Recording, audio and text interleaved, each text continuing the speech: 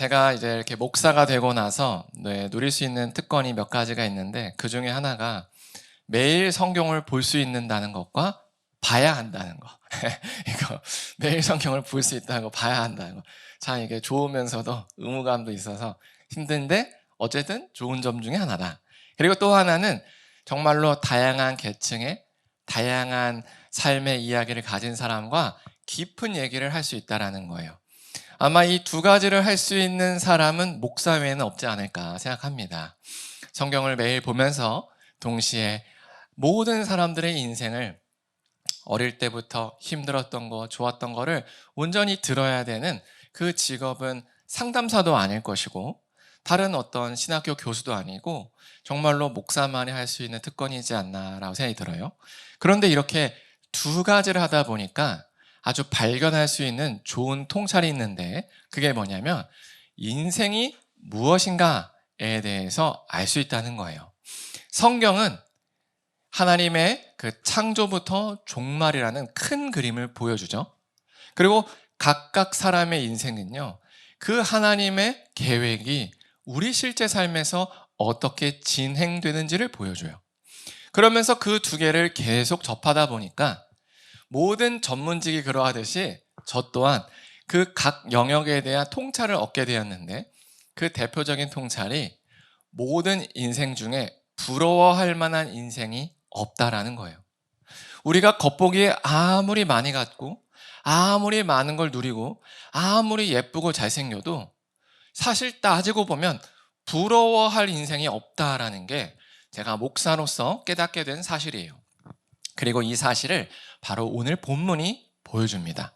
그래서 오늘 설교를 잘 들어보시면요, 기독교 2000년 역사를 통해서 우리가 이게 인생이구나, 인생이 이런 거구나를 아실 수 있을 겁니다. 먼저 오늘 본문은요, 우리가 쭉 나가고 있던 그 헌금 이야기가 끝난 뒤 이야기예요. 그래서 먼저 고린도 교회의 상황을 잠깐 살펴보면 이렇습니다. 고린도 교회는요, 문제가 많았어요. 어떤 문제들이 있었냐면은 우상의 재물을 먹는 문제도 있었고요, 서로 팔을 나눠서 싸우는 문제도 있었고요, 또 음행을 행하는 문제도 있었습니다. 이거 말고도 여러 가지 문제가 있었어요.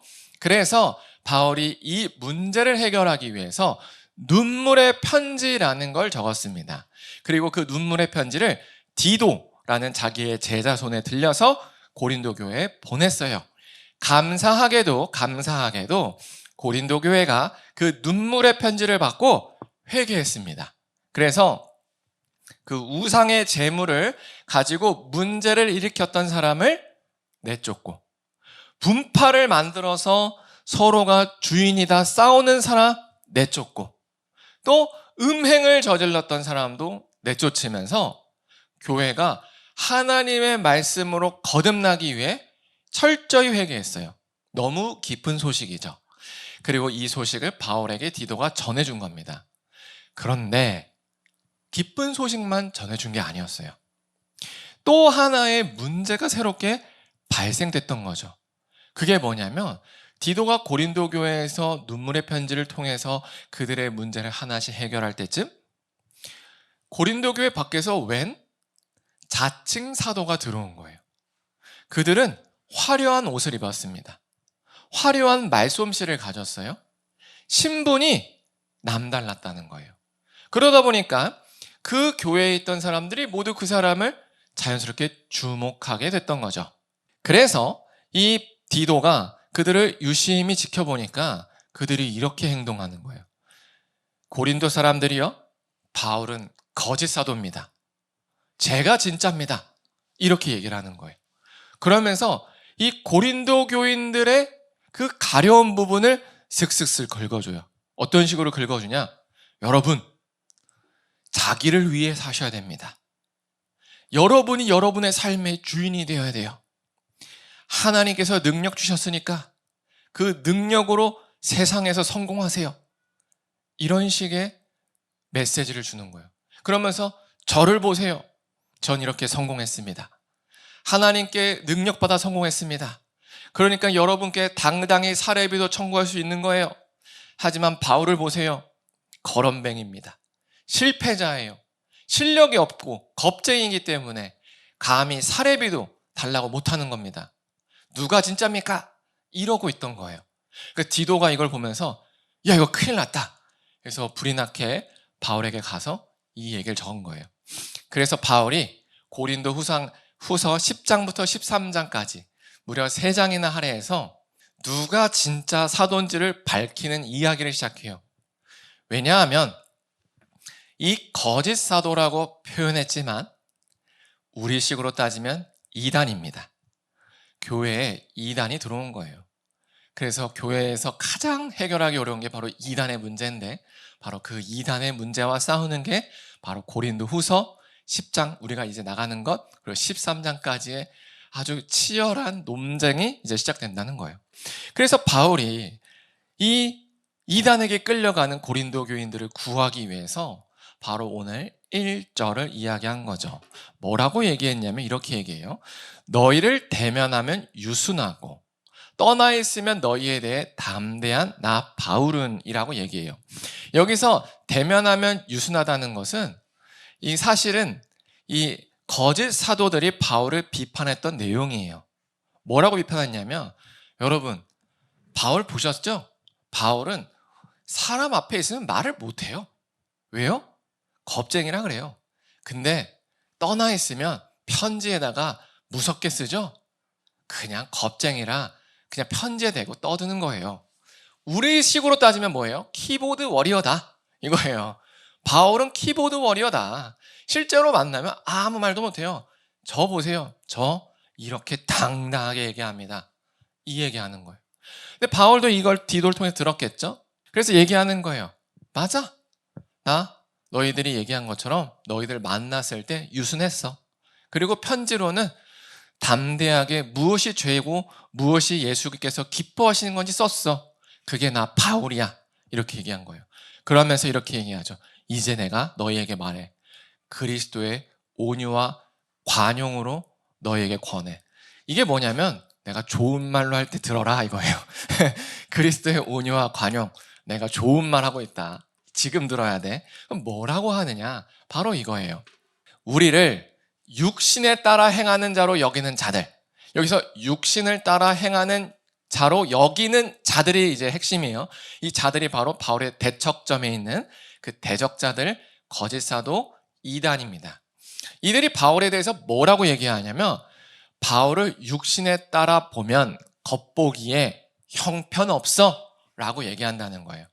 이해가 되시죠? 나를 겉보기에 형편없다고 여기는 그들에 대하여 내가 담대히 그들은 거짓이야, 이단이고 교회에서 쫓아내야 돼 라고 얘기하는 것처럼 너희와 함께 있을 때, 내가 너희에게 곧 갈 건데 너희에게 함께 있을 때 나로 하여금 내가 너희를 그렇게 대하지 않도록 해라 이겁니다.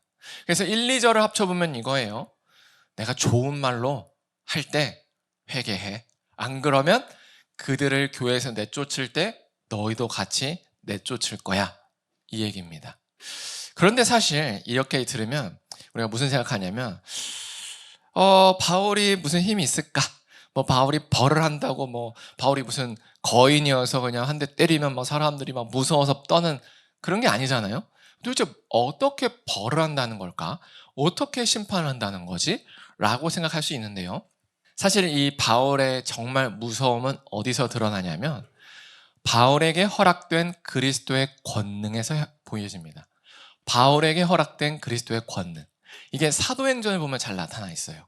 뭐냐면 바울이 축복하면 즉시 축복이 임해요. 바울이 저주하면 즉시 저주가 임합니다. 그래서 그 내용이 어디 나왔냐면 사도행전 13장에 나옵니다. 사도행전 13장에 보면 바울이 전도 여행을 할 때였어요. 그때 바예수라는 사람이 있었어요. 바예수, 마술사예요. 사람들을 현혹하는 사람이에요.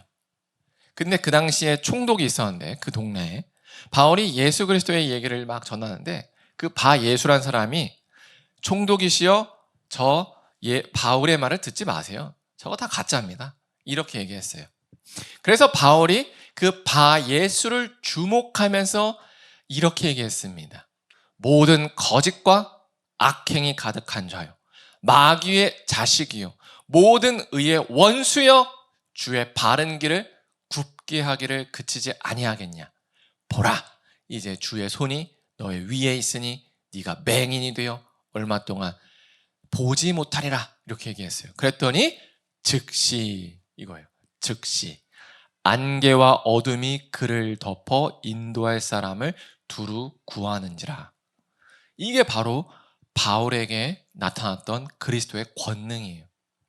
그러니까 고린도 교인들은 고린도 교회가 세워졌을 당시 이 바울의 권능을 봤다는 거죠.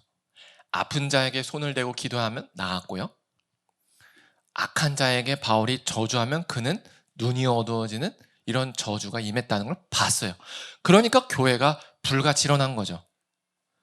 그런데 시간이 흘러서 이제 바울을 모르는 사람들이 들어왔겠죠. 그러면서 이런 문제가 생긴 거예요. 그러니까 바울이 다시 한번 이렇게 얘기하는 거죠. 내가 누군지 까먹었어? 내가 누군지 까먹었어? 나 바울이야. 내가 좋은 말로 할 때 회개해라, 이 얘기입니다. 여기서 우리가 무엇을 할 수 있느냐? 여러분, 우리가 지금 듣고 있는 예수 그리스도의 말씀은 뜬구름 잡는 종교가 아니라는 거예요. 예수 그리스도의 말씀은 뜬구름 잡는 종교 메시지가 아니에요. 과거에 바울 시대 때나 지금이나 여전히 작동하는 유효한 이 세상의 진리입니다. 이걸 기억해야 돼요.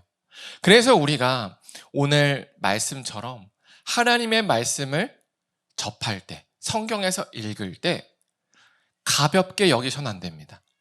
우리가 성경 공부를 통해서 마태복음을 나가고 있죠. 그 복음서에 보면은 예수님의 여러 가지 이야기가 있습니다. 예를 들어서 이런 거예요. 작은 자 하나를 실족하게 할 너희가 그런 죄를 질 것 같으면 차라리 정말로 그 연자맷돌을 목에 매달아서 바다에 뛰어들어 스스로 생을 마감해라 라고 얘기할 정도로 무서운 경고도 적혀 있는 거예요. 그리고 너희 눈이 범죄하거든 눈을 빼라, 손이 범죄하거든 손을 잘라라라는 무서운 경고의 말씀이 있어요. 그런데 우리가 이런 말씀을 접할 때 대체로 어떤 느낌이냐면 죄 짓지 말라고 하고 지나가 버린다는 거죠. 왜일까요? 우리 삶에 영향이 그닥 없을 거라고 생각하는 거예요. 만약에 여러분 이 성경의 말씀이 예를 들어 로또 번호라거나 아니면 정말로 응급 상황에 우리가 어떻게 대처해야 되는지 적혀 있는 그런 매뉴얼이라면 어떨까요? 굉장히 꼼꼼히 볼 겁니다. 특별히 나의 아이가 아파요. 그래서 이 약을 얼마큼 먹여야 되는지 적혀 있는 복용 지도서라면 어떨까요? 매우 꼼꼼히 읽을 겁니다. 우리가 정말로 이 하나님의 말씀을 그렇게 대해야 한다는 거예요. 왜냐하면 바울 시대 때나 지금이나 이 하나님의 말씀은 여전히 작동하는 진리이기 때문에 그래요. 그래서 이 하나님의 말씀을 가볍게 여기는 사람은요, 정말로 예수님께서 경고하신 대로 그 인생이 지옥에 빠지는 것이 나은 것처럼 지옥과 같은 삶을 삽니다. 우리가 천국과 지옥을 굉장히 막연하게 생각해요. 예수님을 믿으면 천국 간다는 건 죽으면 하는 거니까 지금 당장 필요 없고, 지옥 간다는 것도 지금 당장 필요 없고라고 생각하지만 실상은요, 우리가 예수님 말씀에서 떠나면 내 삶이 지옥이 되고 예수님 말씀 안에 있으면 내 삶이 천국이 됩니다. 어떻게 그러냐면 이런 거예요. 만약에 어떤 부부가 정말로 예수님 말씀 안에서 살기 위하여 서로를 내 몸처럼 배려하면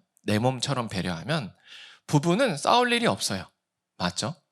하지만 관심 없는 거예요. 아무리 원수를 용서하고 내 몸처럼 사랑하고 그리스도께서 교회를 사랑한 것처럼 남편이 아내를 사랑하고 또 아내는 이렇게 얘기를 해도 그건 다 신경 안 쓰는데, 나 기분 나쁜데, 내 마음대로 할 건데 라고 하면 서로 연합이 안 돼요.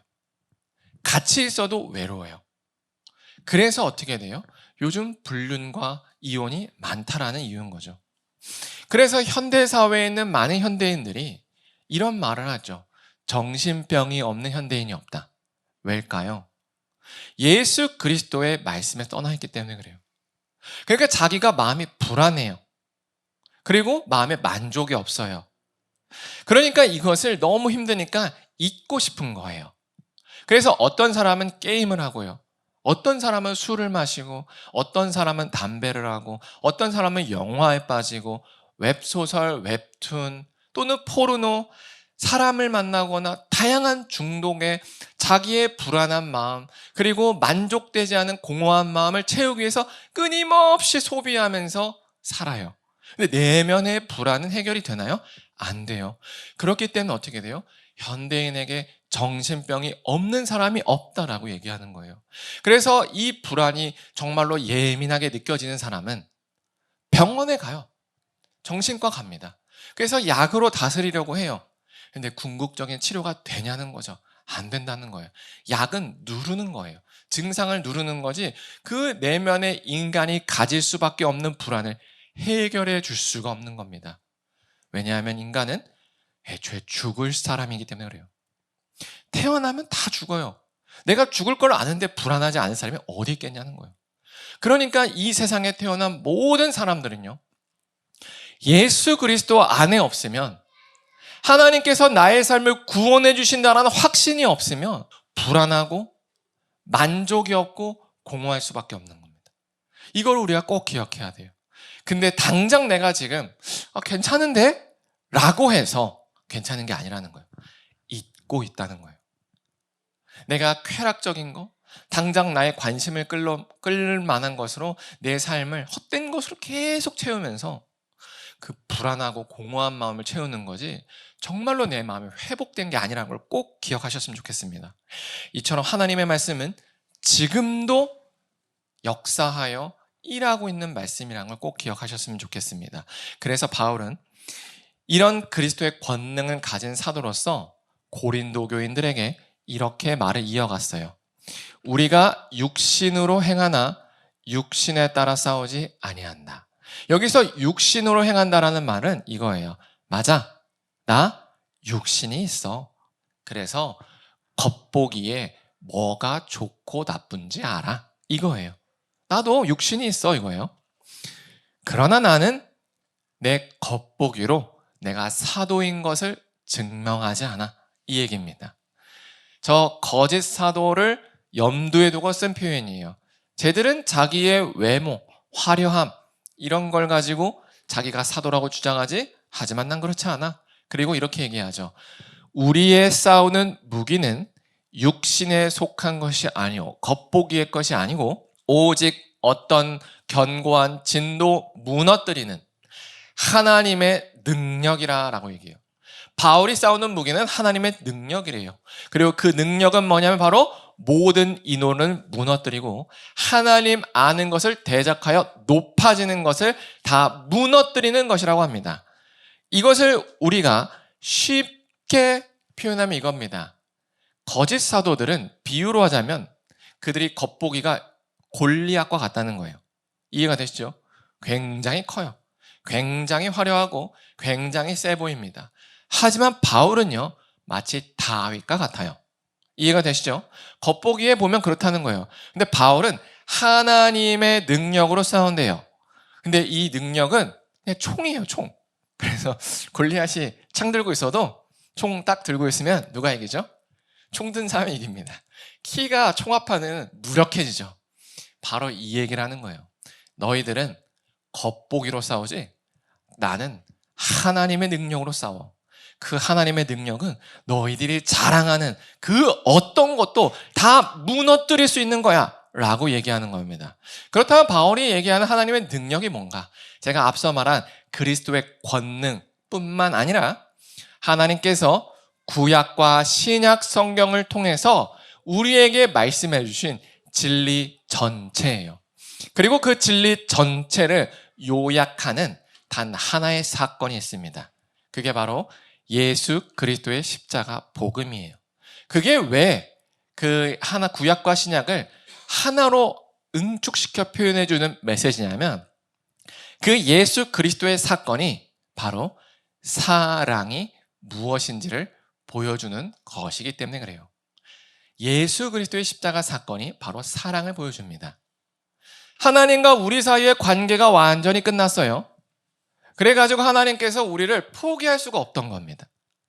그러다 보니까 우리에게 그 죄에 대한 대가를 물어야겠는데 그 죄의 대가를 우리가 갚을 능력이 없는 거예요. 왜냐하면 그 죄의 대가는 우리 영혼과 몸을 지옥에 던져야 되는 것이기 때문에 그렇죠. 그러니까 하나님께서 고민하다가 자기 아들을 택하는 겁니다. 그래서 구약시대의 그 제사법을 따라서 그 사람들의 죄를 대신해서 자기 아들을 희생 제물로 쓴 거예요. 원래는 인간 개인을 희생 제물로 죽여가지고 불태워야 되는데 하나님께서는 당신의 아들을 대신 그런 거죠. 그래서 십자가 앞에서 달리게 하셔서 죽게 하신 겁니다. 말이 안 되죠. 우리가 받아야 될 처벌을 다른 사람, 내 가족 이러면 이해되겠죠? 내 아버지 하면 이해가 되겠죠? 그게 아니라 당신의 아들에게 그걸 지어준다는 거예요. 그리고 우리에게 이제 나랑 관계 맺자라고 얘기하는 거예요. 말이 안 되는 거죠. 뭐예요 이게? 이게 뭐예요? 이렇게 얘기하는 거예요. 그리고 하나님 이렇게 얘기해요. 이게 사랑이다. 이게 사랑이다라고 얘기해요. 인간은 다 사랑을 할 줄 안다고 생각해요. 남녀 간의 사랑, 부모 자녀 간의 사랑, 친구 간의 우정과 같은 사랑. 근데 그건 사랑이 아니라는 거예요. 정말로 우리를 만족해 하고 우리 인생을 구원할 참된 것은 사랑인데 그 사랑은 바로 하나님께서 예수 그리스도를 죽이시며 보여줬던 그게 참된 사랑이라는 거예요. 일방적이고 강권적인 사랑이죠. 그것이 우리 삶에 임할 때 비로소 우리 가운데 행복이 있다는 거예요. 이해가 안 되죠. 무슨 말인지 이해가 안 돼요. 왜냐면 우리는 그런 걸 해본 적이 없거든요. 근데 이 얘기를 곰곰이 듣다 보면 뭘 깨닫냐면 나는 내 인생을 살릴 수가 없구나. 나는 내 인생을 내 힘으로 행복하게 할 수가 없구나. 그래서 하나님께서 당신이 직접 나셔서 내 인생을 구원해 준 거구나. 그러면 내가 행복하려면 내가 지금까지 노력했던 대로 나를 만족시키기 위해서 노력하는 게 아니라 하나님께 내 인생을 맡기고 그분이 내 인생을 어떻게 만족시키는지를 봐야 되는구나를 깨닫게 되는 거죠. 그리고 그렇게 만족된 삶으로 나도 이제 내 옆에 있는 사람을 위해서 예수님처럼 하나님처럼 일방적인 희생과 섬김을 감당해야 되는구나. 그러면 내가 예수님을 통해서 사랑을 받은 것처럼 내 옆에 있는 사람도 나를 통해서 사랑을 받죠. 그러면 그 사람도 이게 뭐지? 왜 이 사람은 나를 손절해야 되는데 손절 안 하지? 왜 나를 포기 안 하지? 왜 이렇게 끝까지 사랑하지? 이게 뭐지? 이게 하나님의 사랑이구나. 깨달으면서 그 사이에 연합되고 천국을 누리는 겁니다. 그러나 지금 바울의 대척점에 있던 대적자들이 얘기하는 그 견고한 진, 모든 이론, 하나님 아는 것을 대적하여 높이는 것은 어떤 메시지를 주냐면 이 한 가지 메시지를 줍니다. 아니야. 너희는 너희를 구원할 수 있어. 이거예요. 그래서 이 세상에 있는 모든 종교, 과학, 심지어 이단들은 다 행위 구원을 얘기합니다. 제가 한 가지씩 예를 들어 볼게요. 불교는요, 자기가 성찰해서 깨닫는 것으로 구원을 이룬다고 얘기해요. 열반에 올라간다고 하죠. 맞죠? 그리고 또 과학은 뭐라고 얘기하냐면 인간이 노력하면 영생을 얻을 수 있어라고 얘기하죠. 이 지구는 한계가 있으니까 우주에 나가면 인간이 끊임없이 노력하면 더 나은 인간으로 진화할 수 있어라고 얘기합니다. 맞죠? 그리고 또 뭘 얘기하냐면 정치는 내가 정치 권력을 잡으면 이 세상을 천국으로 만듭니다 라고 얘기하는 거예요. 하나같이 자기가 인간이 노력하면 이라고 얘기하는 거죠. 또 기독교 이단들도 마찬가지예요. 신천지를 보면 14만 4천을 맞추면 자기가 노력해서 맞추면 구원이 임한다고 얘기하죠. 구원파, 마치 복음으로 한번 깨닫게 되면 구원받는다고 유사하게 복음을 얘기하는 것 같지만 그들은 뭐라고 얘기하냐면 몇 년, 몇 월, 몇 시에 어떤 말씀을 깨달았는지에 따라서 구원이 결정돼요. 행위죠. 안식교, 토요일 안식일을 지켜야 구원받는다고 얘기합니다. 그리고 여호와의 증인, 그 조직에 대한 봉사, 복종을 할 때 구원이 있대요.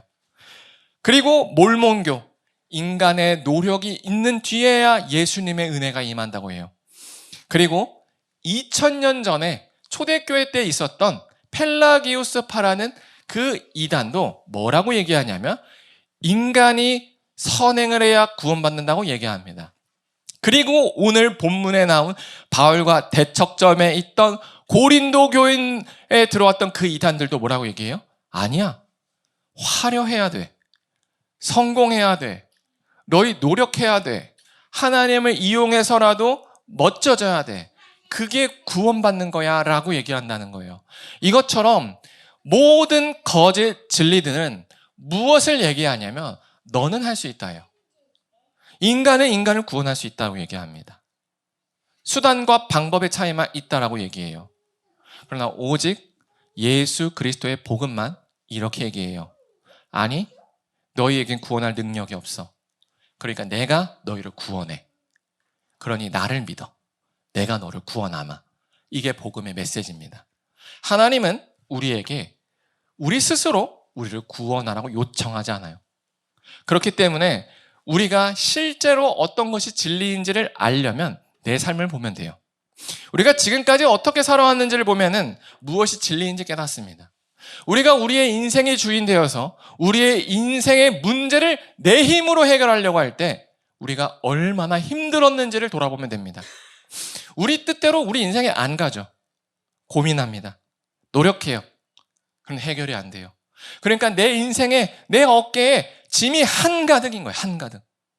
너무 무거워요. 너무 답답해요. 그러나 이걸 내려놓으면 경쟁에서 더 뒤처질까 봐 무서워서 내려놓지도 못했다는 겁니다. 그러나 하나님은 이렇게 얘기해요. 아니야. 그건 애초에 네가 질 수가 없었던 거야. 그러니까 나에게 맡겨. 그렇게 해서 어떤 사람이 정말로 자신의 인생의 짐을 하나님께 맡겼다고 해봅시다. 그래서 이렇게 얘기하는 거예요. 하나님, 이제 알겠어요. 저를 살릴 수가 없어요. 저 너무 힘들어요. 하나님 도와주세요. 그러면서 이제 이렇게 되는 거죠.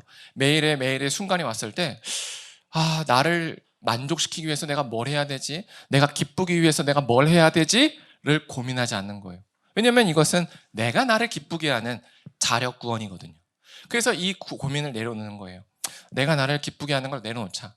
그러면 이제 하나님께 내 인생을 맡기기로 했으니까 하나님을 기쁘시게 해드리기 위해서 뭘 해야 되지? 질문을 바꾸는 거예요.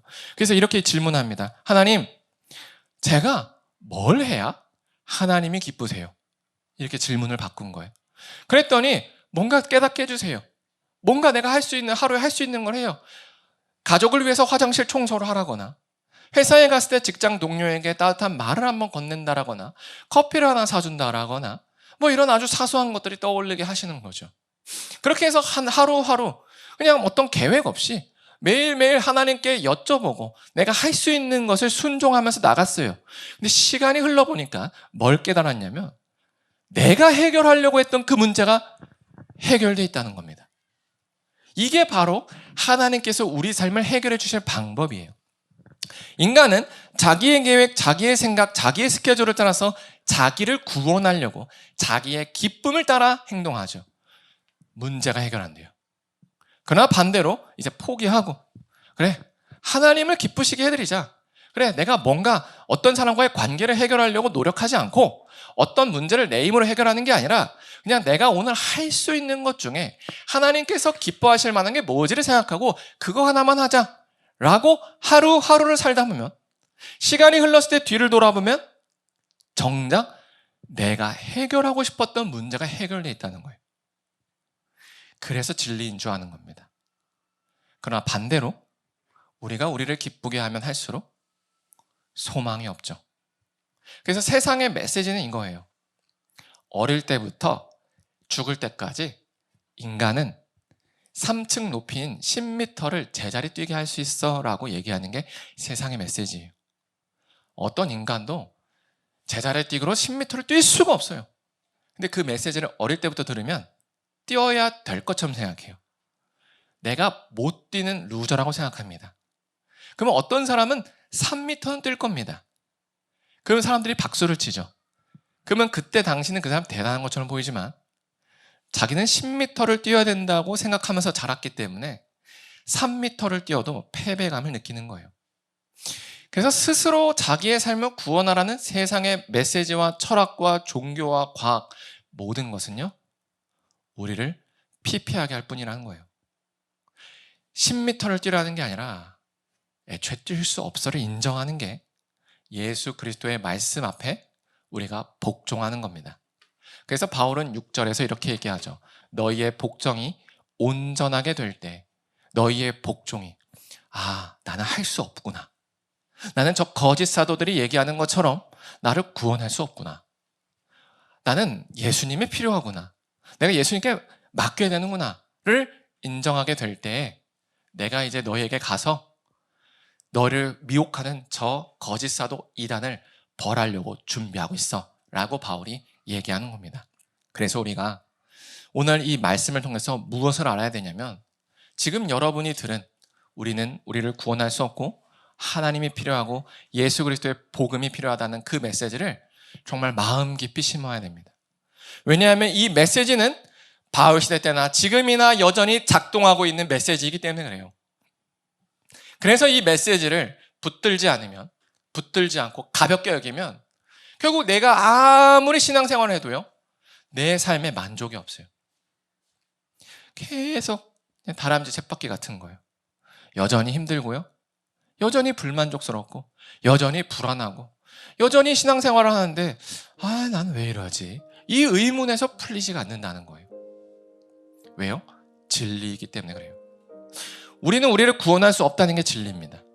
그러니까 이제는 그래, 내가 나를 구원하기 위해서 나를 기쁘고 나를 만족시키기 위한 그 고민을 그만두고 하나님께 맡겨보자. 그래서 이제는 하나님이 기쁘시게 해드리자. 그러면 하나님께서 나를 기쁘시게 해줄 거야. 이게 바로 하나님께 맡기는 거예요. 그래서 우리 모두가 이렇게 하나님께 우리의 인생을 맡겼으면 좋겠습니다.